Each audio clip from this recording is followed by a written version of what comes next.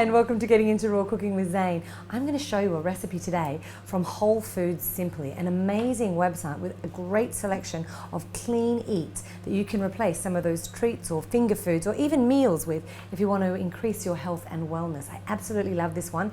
It is the Jersey Caramel, and you won't believe how easy it is. Just 4 ingredients thrown in the blender, and in 35 seconds to a minute you are completely done. So what we've done here is we pop 2 cups of shredded dried coconut into the blender jug, and I'm just going to turn it on low and let that turn into a nice fine dust. First step.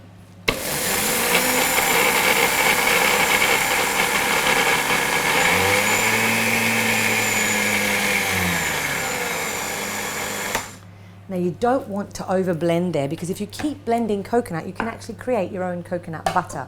So we just want to make sure that we're blended, we're fine, but we're not making that coconut butter. So I'll give it a little bit longer so I get the right texture that I'm looking for.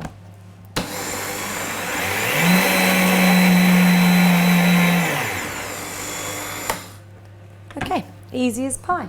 So all we do now is add the rest of the ingredients. A teaspoon of vanilla paste. You can use any vanilla paste that you like, or if you'd like, you can even use a whole vanilla bean scraped in there. I'm going to use this Nui brand one, which I find has quite a nice flavour in it, and it's an organic one as well. So there we go. And as usual, my fingers are in the food already.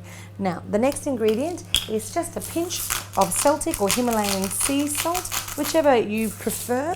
Celtic sea salt is my preference, but I have this one in the cracker today, so that's what we're using.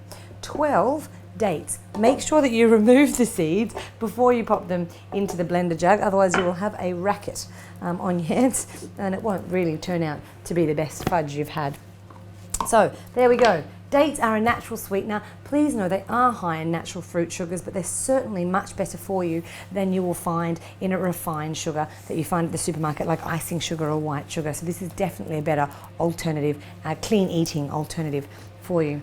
Now we're going to take the lid plug out. This is the Optimum 9400 blender. It's a great little unit. It has the same motor power in it as the 9200, but instead of the button dash on the front, this one has dials. So we have a pulse button, the dial that goes from 0 up to 10, and the on and off switch there. You also have the new soft rubber lid that's included with the 9400. We're going to put the tamper straight into the blender jug, and we're going to give it a bit of a go.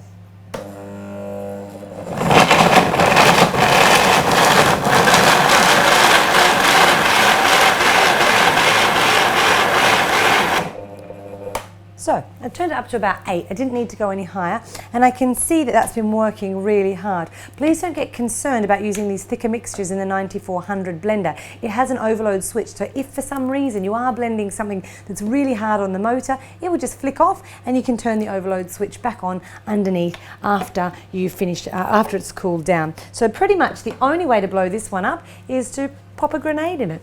I don't think we'll be doing that today. Now, I could see that that was ready because we pulled away from the edges. You can see how that juicy mixture has pulled away from the edges, and I can easily pull it out. I use my hands a lot in the blender jugs, but if you don't like to do so, just use a long-handled spoon. Or soon we'll have available a nice big spatula. So pop that down into the bottom, scrape the excess away. This again is a great recipe because it just pulls away from the side of the jug so easily, because the oils have started to be released from the coconut that we used in this recipe. So delicious, tasty, sweet, Jersey caramel looking, and nothing wasted in the bottom of the jug. And again, this one can be cleaned just like all of the other Optimum blenders. A little squirt of dishwashing liquid, pop the lid and the lid plug back on top, turn it on, give it a few seconds, and all of a sudden it'll clean itself out. Rinse it out, turn it upside down to dry, or dry it out thoroughly before you pop it away in your cupboard. I'm just going to use my fingertips, but as I've said in other similar videos, you can also use the inside of a Ziploc bag to protect your fingers while you're doing this, and to get a nice smooth finish on your fudge. But I love this one. Again, like lots of the recipes from Whole Foods Simply, the apricot bites, the chocolate, the cacao fudge, simple to make, easy to press, store in the fridge, 10 to 15 minutes, ready to go, and they'll last in there for quite a while. If you want to leave them longer than a week or so, I'd recommend chopping them into bite-sized pieces, putting them into a plastic or glass container and popping them into the freezer, and that'll last a little bit longer for you. So if you like a sweet treat or two, these are great to have on hand. They can go into the kids' lunches for school, they can go into your lunches for school, they'd be beautifully with a cup of tea, or you can even wrap them up. Coming into Christmas time, great idea, get some cellophane, pop a few chopped pieces in there, a little bow around the top, and you can hand those out as favours. Quick and easy. If you've got any other great Christmas favours or sweet treat recipes, please feel free to pop the links or notes below in the comments, and don't forget to like the Froothie TV channel so that you can see more great videos like this. Ciao for now.